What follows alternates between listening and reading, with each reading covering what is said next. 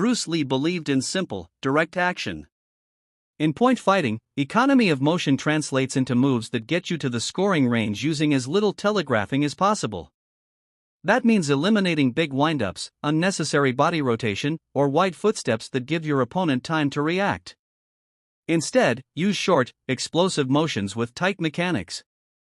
The secret pattern here is the micro-initiation, a tiny shift of weight, a millimeter of hip rotation, or a slight tuck of the shoulder that starts the action but is small enough to disguise intention.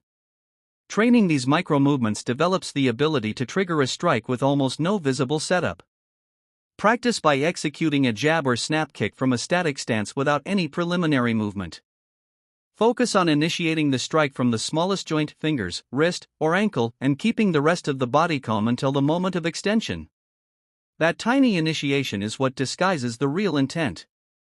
Over time, that economy of motion becomes a pattern the brain recognizes and executes reflexively.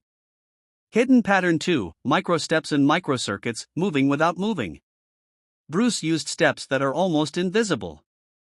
These microsteps change your alignment and distance enough to create openings but do not look like full footwork. In point fighting, a full step might telegraph your intention. Instead, use short slides, toe pivots, and small lateral adjustments to alter your angle. These microcircuits let you escape a defending line or open a new line of attack while staying inside the opponent's perception threshold.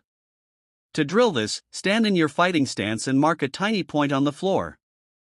Practice shifting your weight to that point while keeping your head level and hands in front. The goal is to change your line of attack by only a few centimeters.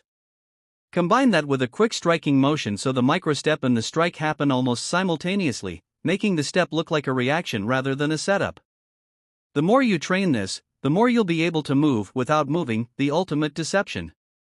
Center line obsession, controlling the most valuable real estate. Bruce Lee talked constantly about the center line. In point fighting, the center line is where strikes travel most directly and where scoring is often decided. Bruce's hidden pattern was his uncanny ability to manipulate the center line while appearing to attack elsewhere. He used false center line commitments and off-center probes to draw reaction before exploiting the true lane.